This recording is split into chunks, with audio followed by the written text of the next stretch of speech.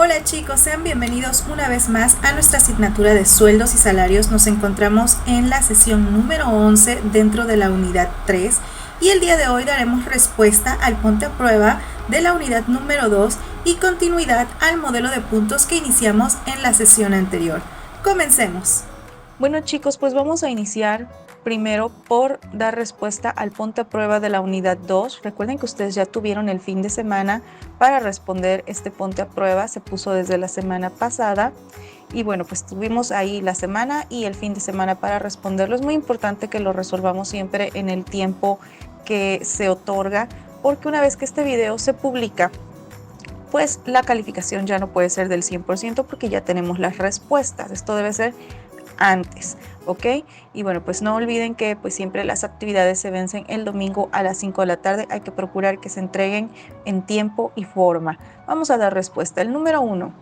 Sistema técnico para determinar la importancia de cada puesto en relación con los demás de una empresa, a fin de lograr la correcta organización y remuneración del personal. A. Análisis de puestos. B. Administración de sueldos y salarios. Y C. Valuación de puestos. Pues es valuación de puestos, que es el tema que estamos viendo en esta unidad y que estaremos viendo en la unidad también 3 y 4. 2. Los expertos clasifican la evaluación de puestos en dos formas. Estos son A. Por comparación y análisis. B. Por comparación y observación. C. Por comparación y descarte. La respuesta es la B. Por comparación y observación. Recuerden que vimos un diagrama y que los puestos se pueden evaluar por comparación, sea comparando el puesto contra otro puesto o comparándolo contra una escala, y por observación, sea de manera cualitativa o cuantitativa. Entonces la opción B es la correcta. 3. Elementos necesarios para realizar una evaluación de puestos. A. Organigrama, descripción de puestos, modelo a utilizar. B. Organigrama, descripción de puestos, lista de puestos ordenados por importancia. C. Organigrama, lista de puestos ordenados por importancia, modelo a utilizar. Bueno, pues la respuesta es la A. Organigrama, descripción de puestos y modelo a utilizar. La B y la C se descartan porque dice lista de puestos ordenados por importancia. Y esa lista de puestos es la que vamos a obtener al final de una evaluación de puestos.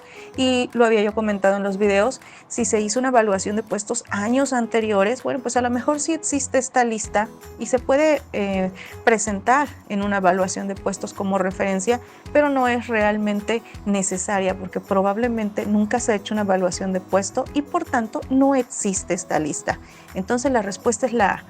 4. Consiste en ordenar los puestos con base en el criterio de cada miembro del comité de evaluación, sumando y promediando el criterio de cada uno. Recuerden, este modelo lo vimos, fue el primero, y bueno, las respuestas están: A, modelo de alineación; B, modelo de grados predeterminados; C, modelo de puntos. Es la A, modelo de alineación, que es el que tiene esto de que se suma y se hace el promedio de los criterios de los miembros del comité. Muy bien, vamos con el 5. Grupo de personas designadas para aplicar un modelo determinado de evaluación de sueldos y salarios. A, recursos humanos; B, directivos; C, comité. La respuesta correcta es la C, el comité, que ya hablamos que es un grupo de personas que conforman, bueno, pues este cuerpo multidisciplinario para tomar decisiones acerca del orden de importancia de los puestos en una organización. 6. Las mediciones por observación pueden ocurrir de forma global o analizando los puestos en factores. La forma global, por tanto, es A, cuantitativa; B, cualitativa; C, ninguna de las anteriores. Es cualitativa. Cuando nosotros vemos un puesto así como a grosso modo, como que no nos vamos al detalle y solamente vemos la descripción genérica del puesto, estamos apreciando el puesto de manera cualitativa. No nos estamos yendo a factores, a subfactores que tengan algún número que nosotros podamos comparar. Por tanto, es cualitativa. 7. Las mediciones por comparación pueden ocurrir de dos formas. Estas son: A, comparar con otros puestos de la organización o comparando con puestos de otra organización. B, comparar con otros puestos o comparando con una escala. C, comparando con una escala propia o comparando con una escala ajena. La respuesta correcta es la B, comparando con otros puestos o comparando con una escala. Y nos vamos a la 8, modelo que normalmente incluye 7 grados, ideal para empresas pequeñas o medianas, consiste en clasificar los puestos de acuerdo con estas categorías. Y esta está muy fácil porque ya la pregunta trae la respuesta. Y dicen las respuestas: modelo de alineación, B, modelo de grados predeterminados, o C, modelo de puntos. Y la respuesta correcta es la B, modelo de grados predeterminados, que nos trae ahí como unas categorías que son donde debemos de colocar los puestos según la descripción que nos da esa categoría. 9. Modelo que combina la observación cualitativa y la comparación de puesto contra puesto. Quiere decir que la observación, ya habíamos dicho, cualitativo significa que lo voy a ver como a grosso modo, sin detalle, sin números, y bueno, pues nos dice que es comparación de puesto contra puesto. Y las opciones son modelo de alineación, modelo de grados predeterminados y modelo de puntos. La respuesta correcta es modelo de alineación, que fue el primer modelo que vimos, que se comparaba un puesto contra otro hasta encontrar el más importante, y lo hacíamos de forma muy general, sin detalle. 10. Modelo que combina la observación cualitativa y la comparación por escala. Nuevamente hablamos de una comparación que no es a detalle, es general, y de una comparación ahora contra una escala. Las opciones son modelo de alineación, modelo de grados predeterminados o modelo de puntos. Y la respuesta correcta es modelo de grados predeterminados. Con esto se cierra el punto a prueba, ya tenemos las respuestas. Hay que darle una repasadita previo al examen, porque el examen será la próxima semana. Entonces hay que estar muy atentos de que las respuestas, bueno, pues las hayamos comprendido y las podemos comparar si es que tuvimos algún error. Bueno, pues ahora sí vamos a continuar con el modelo de puntos, que recuerden que este modelo es como mucho más amplio, es el modelo más amplio de los 4 que vamos a ver, y por eso es que lo vamos a ver en partes. Entonces, pues continuando con este modelo, vamos a hablar de algunos rasgos importantes a considerar en este modelo y que a lo mejor son pues un tanto diferentes que en los otros. Entonces, bueno, pues una de las primeras cosas que debemos de considerar es que los factores más utilizados siempre serán el de habilidad, el de esfuerzo, sea físico o sea mental, el de responsabilidad y el de condiciones laborales. Estos 4 factores son los más recomendados para este modelo. Desde luego se pueden ajustar, las organizaciones pueden hacer ajustes y meter por ahí otro factor que no sea uno de estos 4, pero se sugiere que estos 4 se queden y que lo que se pueda cambiar sean los subfactores, es decir, los factores que están dentro de estos factores, y ahí sí ya a lo mejor se puede como diversificar un poco más. Es importante también considerar que el comité puede dar cierto énfasis en algunas tareas y funciones específicas representativas de la organización, por lo que pues sí puede afectar que los subfactores sean distintos en una organización que en otra, todo dependiendo pues del giro de lo que para la organización sea más importante. El modelo se puede siempre adaptar. Y bueno, pues las organizaciones deben de hacer sus propias investigaciones antes de realizar esta adaptación. Pueden, por ejemplo, buscar modelos de puntos que se hayan aplicado a giros similares, con magnitudes similares, porque también las empresas, dependiendo del tamaño, pues habrá seguramente un cambio en los puestos que existen. Puede hacer sus investigaciones así, comparando con otras organizaciones, o bueno, pueden sentarse a platicar sobre lo que cada uno de los miembros del comité creen que debe de ir en esos criterios, en esos subfactores al momento de diseñar o rediseñar este modelo de puntos. También pueden utilizar el modelo de puntos que se propone, que mostramos en el video anterior, pero bueno, pues siempre lo ideal es que de acuerdo a las características de la organización se haga un pequeño ajuste. Se sugiere que la base de puntos sea 1000. El modelo que yo les mostré, que es el original, está basado en 500 puntos, lo que a veces dificulta mentalmente convertir a un porcentaje. Entonces, si la base son 1000 puntos, es muchísimo más sencillo, porque cuando yo veo 100 puntos, sé que estoy hablando del 10%.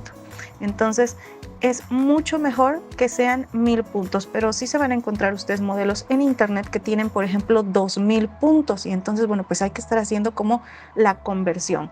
El total de puntos de los 4 factores de manera a modo de sugerencia deben de ser 1000, es como lo más fácil. Y bueno, pues la aritmética debe ser siempre cerrada, es decir, nos debe dar un número cerrado, no vamos a usar decimales, se van a usar puntitos nada más en enteros, y pues siempre deberá dar un número que va desde el 0 hasta el 1000. Difícilmente van a caer en estos números extremos, o sea, no vamos a encontrar un puesto que tenga 0 ni tampoco un puesto que tenga 1000, pero son los números entre los que se pueden mover. Y bueno, algo más, los subfactores y factores deben ser observables, medibles y comparables. ¿A qué nos referimos con esto?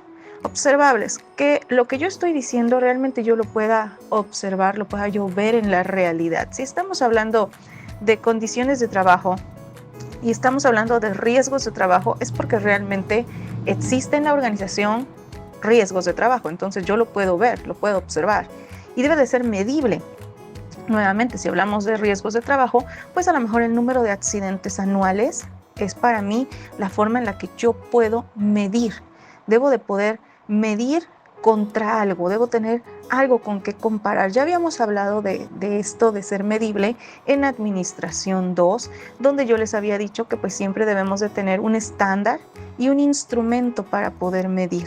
De otra manera, pues no sabemos si lo que estamos diciendo es real o solamente es mi percepción. Y bueno, deberá ser comparable, va de la mano.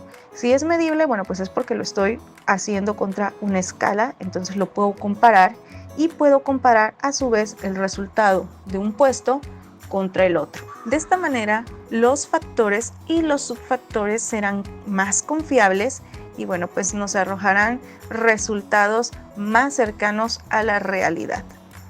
Y bueno, pues ahora sí vamos a pasar a los pasos que no habíamos podido abordar en la sesión anterior. Ahora sí, y paso número 1 dice procedimiento para la selección de factores, que es lo que acabamos de hablar ahorita, cómo es que van a seleccionar los factores los miembros del comité. Ya sabemos que tienen que hacer sus propias investigaciones, que deben de platicar entre ellos para ponerse de acuerdo cuáles son los subfactores que van a meter dentro de esos 4 factores, que idealmente deben de ser siempre esos 4. ¿Se pueden modificar esos 4? Sí, pero lo ideal es que sean esos 4 y lo que se modifiquen son los subfactores. Y lo van a hacer siempre de lo general a lo particular. Es decir, van a comprender y hablar primero del factor y de ahí van a elegir los subfactores. Haciendo una larga lista, ahí van a hacer la larga lista a lo mejor de subfactores y luego van a seleccionar y a revisar pues para que sean realmente los que necesita la empresa, y pueden usar los puestos tipo para hacer como unas pruebas. Los puestos tipo, recuerden que son esos puestos que son como característicos de la organización y bueno, pues con ellos pueden hacer unas pruebas para ver si esos factores y esos subfactores que eligieron se ajustan perfectamente a esos puestos tipo. Número 2, el establecimiento de grados de complejidad. Los factores se dividen en el mismo número de grados. Si recuerdan, en la tabla que les mostré, y la voy a traer nuevamente a colación para que ustedes la vean, hay grados. Yo les mostraba grado 1, 2, 3, 4 y 5, están representados con números romanos. Y bueno, pues en este punto los miembros del comité deberán decidir cuántos grados le ponen a los factores y a los subfactores, que deben de ser los mismos. Si deciden 5, es 5 para todos, no puede haber para unos 3, para otros 4. Número 3, definición de factores y sus grados en un lenguaje sencillo, sin ambigüedades. Ahora sí, ya hicimos una lista para seleccionar como que los más idóneos, ya hablamos de los grados. Ahora sí, voy a ponerlos en una tabla porque ya están bien definidos, en una tabla como las que les mostré y les vuelvo a mostrar ahorita, ¿sí? Ahí vamos a poner los 4 factores con sus subfactores, ya con los grados perfectamente definidos para que no haya ambigüedades. Número 4. Ponderación de los factores, importancia relativa que guardan los factores entre sí. Se conoce como peso y comúnmente se expresa en porcentaje. Ya tenemos nuestra tablita y ahora le vamos a poner un porcentaje a cada factor y a cada subfactor. Les muestro nuevamente la tabla y pueden observar que en este ejemplo, en el modelo original, tiene ahí un porcentaje, por ejemplo, en el que dice factor condiciones de trabajo, el total son 15%, pero ese 15% está dividido en 10% para condiciones de trabajo y 5% para riesgo. Entonces, en este punto ustedes o el comité, en este caso, deberá determinar qué porcentaje tiene cada factor y qué porcentaje tiene cada subfactor. Número 5. Reglas prácticas para la ponderación de factores. Conoce el número de puestos, revisa la descripción de los puestos, no crees tablas desde cero, de lo genérico a lo específico se usan solo números enteros. Bueno, pues estas son más unas recomendaciones al momento de aplicar el modelo. Sí nos sugiere que no empecemos desde cero a diseñarlo. Ya tenemos una base que ya sabemos que son 4 factores que siempre se utilizan y el modelo que les puse de ejemplo da algunos ejemplos de subfactores que ustedes pueden conservar. Ya solamente pueden agregarle algunos subfactores que no hubiera contemplado a lo mejor en este modelo, porque a lo mejor lo necesitan así de manera específica en su organización. Así que no empiecen el trabajo desde cero, básense en algo que ya existe, o si ustedes buscan en internet y encuentran un modelo de puntos que se asemeje a su giro y a su magnitud, pues lo pueden utilizar. Se sugiere que tengamos el conocimiento previo de cuántos puestos vamos a evaluar, que revisemos esas descripciones de puesto y que al analizar estos puestos pues lo hagamos siempre de lo genérico a lo específico, usando siempre números enteros. Recuerden que la aritmética decimos que es cerrada, no se valen puntos decimales. 6. Asignación de puntos a los factores por progresión aritmética, progresión geométrica o asignación irregular. Ah, caray, esto ya se pone complicado. Vamos a tratar de entenderlo. Voy a regresar a la tabla que vimos la vez anterior, el ejemplo, que es este modelo original. Y yo creo que ustedes sí habrán notado, por ejemplo, en esta tabla que dice factor de responsabilidad, que el peso para equipo o proceso es del 5%. Y luego el grado 1 dice 5 y el grado 2 dice 10 y el grado 3 dice 15 y luego 20 y 25. Si notaron esta relación, bueno, pues lo que pasa es que aquí, para poder asignar los puntos, lo que hicieron fue tomar ese 5% y luego le fueron agregando de 5 en 5. De modo que este 5% al 100% representa 25 puntos. ¿Cómo hicieron eso? Bueno, pues lo que pasa es que utilizaron uno de estos 3 modelos para asignar puntos. Hay uno que se llama asignación por progresión aritmética. Y bueno, pues aquí se ilustra, por ejemplo, la serie dice 2, 5, 8, 11, 14. Si encontramos la relación, como cuando íbamos a la primaria y nos decían qué relación hay en esta serie, pues ustedes notarán que va aumentando de 3 en 3. Entonces, por eso se llama por progresión aritmética, se está aumentando el mismo número.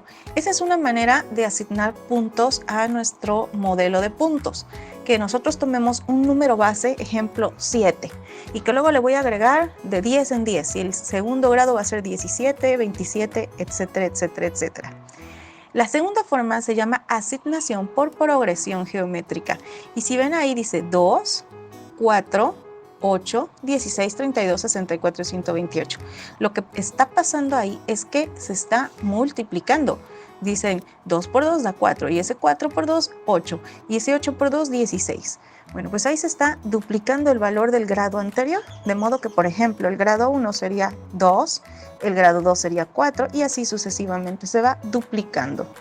Y finalmente hay uno que dice asignación irregular, donde se calcula el total de puntos. Ejemplo, yo le quiero dar a este subfactor 50 puntos. ¿Sí? Se calcula el valor total de puntos y se establece un límite inferior y un límite superior, donde yo digo, ejemplo, de estos 50 puntos, el límite inferior para mí va a ser 10 y el límite superior va a ser 50. ¿Sí?